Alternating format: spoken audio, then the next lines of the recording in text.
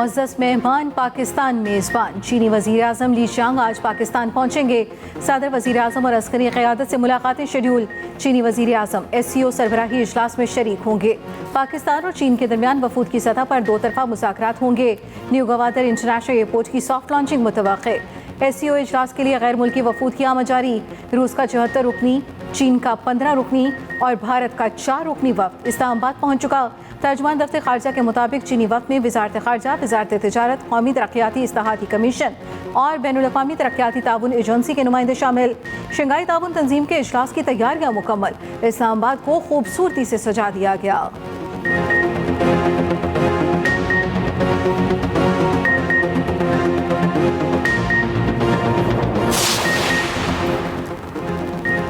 आईनी तरमीम के लिए मुश्तरका मुसवदा बनाने की तैयारी। ज़ेली कमेटी अपनी सिफारिशात आज खुसूसी पार्लिमानी कमेटी में पेश करेगी।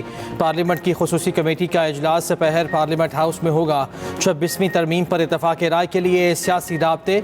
नवाज शरीफ और बिलावल भुट्टो जरदारी का टेलीफोनिक राब्ता। बिलावल भुट्टो ने आईनी तरमीम पर JUI के साथ पेश रफ्त से आगाह किया। PTA रहनुमा असद कैसर का मौलाना फजलुर रहमान को टेलीफोन। आईनी तरमीम पर मुशावरत और कमेटी इसको जल्द मुलाकात पर तबादला ख्याल। मौलाना की SCO इजलास के तनाजुर में एहतजाज मौखर करने की अपील।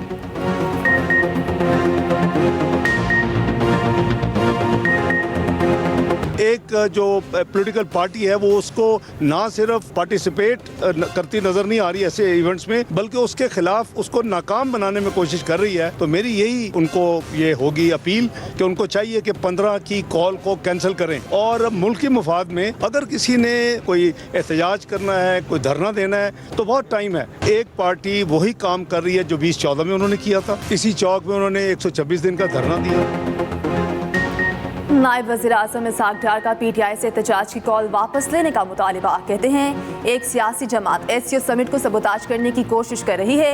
एहतजाज की कॉल वापस लेना मुल्क की मफाद में भी है और उस सियासी जमात के मफाद में भी है। एहतजाज करना है तो SCO समिट के बाद कर लें। कई रुकन ममालिक के सरबराहान ने वज़ीर आज़म से मुलाकात की दरख्वास्त की। भारतीय वज़ीर ख़ारिजा ने बाहमी मुलाकात की दरख्वास्त की, ना पाकिस्तान ने पेश की। इस्लामाबाद में SCO समिट के इंतजामात का जायजा लेने के लिए वॉक नायब वज़ीर आज़म इसहाक डार और वज़ीर इत्तलात अताउल्लाह तारर ने शिरकत की।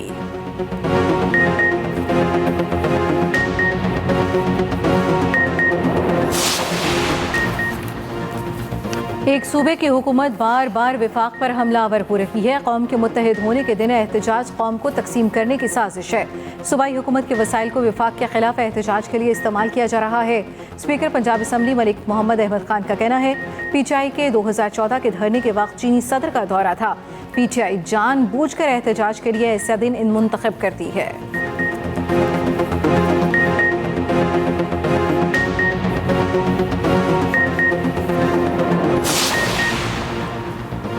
आइन के दायरे में रहकर अपना मौक़िफ़ पेश करने की सबको इजाज़त है। आइन और कानून की बालादस्ती से ही मुल्क तरक्की करेगा।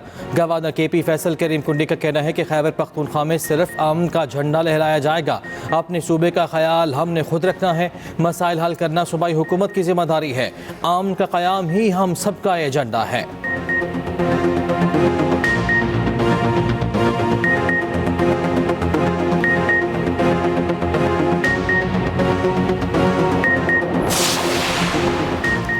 पुरअमन एहतजाज हमारा जमहूरी और आईनी हक है। जाली हुकूमत की काम पे टांग रही हैं। तर्जुमान KB हुकूमत बैरिस्टर सैफ कहते हैं बानी PTI के खिलाफ जाली मुकदमात के खात्मे और रिहाई तक एहतजाज जारी रहेगा।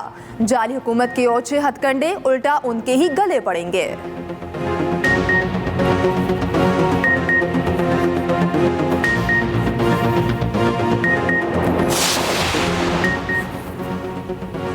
हीफा शहर में इसराइली फौजी अड्डे पर हिजबुल्लाह का ड्रोन हमला, 4 इसराइली फौजी हलाक, 70 जख्मी। साथ की हालत तशवीशनाक। एहलकार खाना खाने के लिए फौजी मेस में जमा थे। सेहूनी हुकाम ने 7 अक्टूबर 2023 के बाद सबसे बड़ा हमला करार दे दिया। हिजबुल्लाह ने इसराइली फौज की गोलानी ब्रिगेड की ट्रेनिंग बेस को निशाना बनाया। इसराइली दिफाई निज़ाम हिजबुल्लाह का हमला रोकने में नाकाम। अमरीका का इसराइल को एंटी मिसाइल सिस्टम देने का फैसला। तौड़नामी सिस्टम इसराइल में नस्ब किया जाएगा। 150 से 200 किलोमीटर रेंज के मिसाइलों को निशाना बनाएगा। ईरानी वज़ीर दिफा का कहना है इसराइल ईरान पर हमले का खुमियाजा भुगतेगा। फ्रांसीसी सदर का ईरानी हममंसब से टेलीफोनिक राब्ता। मशरिक़ वस्ता में कशीदगी कम करने का मुतालबा। इसराइली वज़ीर आज़म का अमन फ़ौज को लिबनान से निकालने का मुतालबा।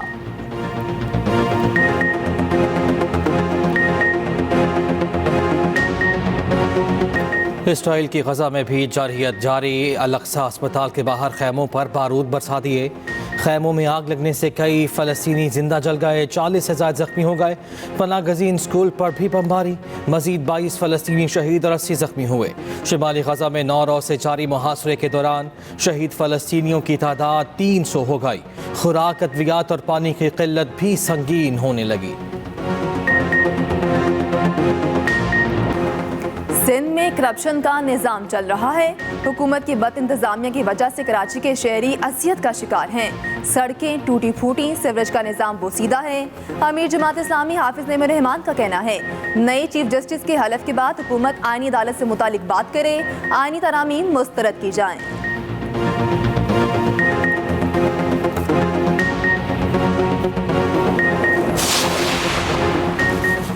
ख़वातीन को बाइख्तियार बनाने के लिए वज़ीर आला पंजाब का ऐसा इक़दाम। लाहौर में मुख्तलिफ मकामात पर शहरियों के लिए 10 ड्राइविंग स्कूल्स कायम। Abshar driving school, jail road, women on wheel school, LOS Ferozepur road सिर्फ ख़वातीन के लिए मुख्तस।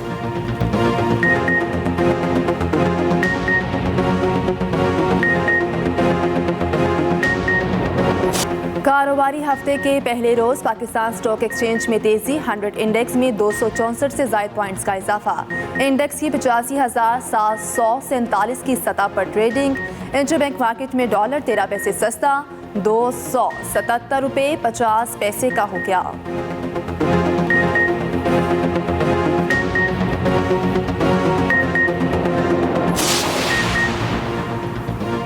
शंघाई ताउन तंजीम कब वजूद में आई, इसके रुकन ममालिक कौन और कितने हैं? पाकिस्तान इस तंजीम का हिस्सा कब बना?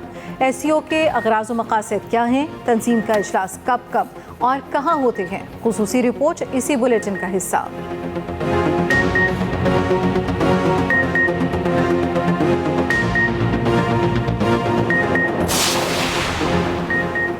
मारूफ मजहबी स्कॉलर डॉक्टर जाकिर नाइक का बादशाही मस्जिद लाहौर में दूसरे रोज़ भी खिताब। कहा, खुदा एक है, उसका कोई अक्स नहीं।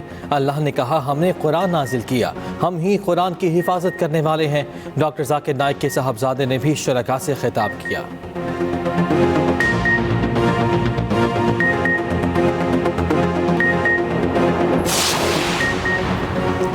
कराची में बादलों का राज। शहर के मुख्तलिफ इलाकों में सुबह सवेरे बूंदाबांदी, मौसम खुशगवार। 24 घंटों के दौरान मतला बरआलूद रहने का इम्कान। ज्यादा से ज्यादा 36 सेंटीग्रेड तक जाने की पेशगोई।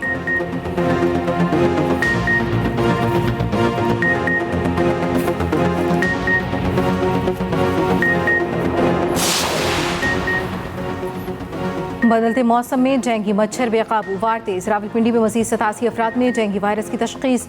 अस्पतालों में जेर इजलाज डेंगू मरीजों की तादाद 252 हो गई। ज़राए महकमे सेहत रवां सीजन डेंगू से 10 मरीज जिंदगी की बाजी हार चुके।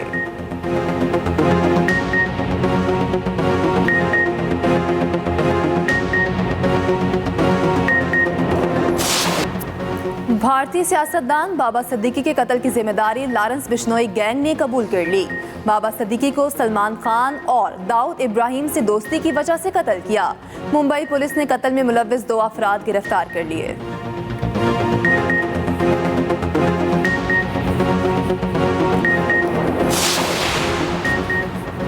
अमरीकी शहर शिकागो में शहरियों की बड़ी वारदात। घरेलू इलेक्ट्रॉनिक आलात से भरी मालबरदार ट्रेन लूट ली। वारदात की CCTV फुटेज सामने आ गई।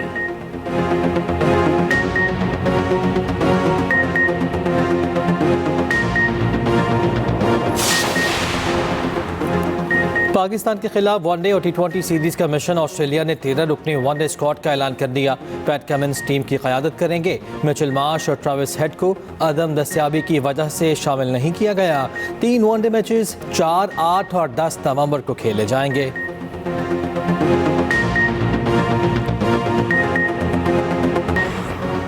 वुमेन्स T20 वर्ल्ड कप में पाकिस्तान का आखिरी इम्तिहान। कौमी टीम अपना अहम मैच न्यूजीलैंड के खिलाफ खेलेगी। पाकिस्तान जीत गया तो भी सेमीफाइनल के लिए रन रेट पर असरअंदाज होगा। कौमी टीम हार गई तो अपने साथ भारत को भी इवेंट से बाहर कर देगी। मैच शाम 7 बजे खेला जाएगा। शिकागो मैराथन कीनिया के एथलीट्स ने जीत ली। जानकोर ने 2 घंटे 2 मिनट और 44 सेकंड में फासला तय किया। रुथ 2 घंटे 9 मिनट 56 सेकंड में फासला तय करने वाली पहली खातून बन गई।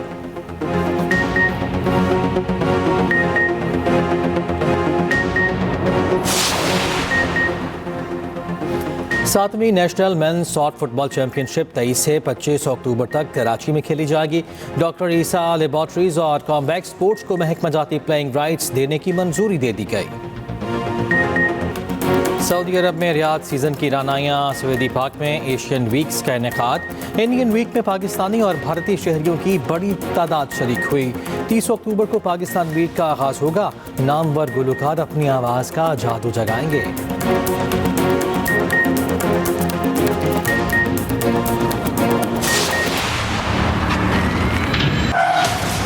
Dispatch, we are getting robbed!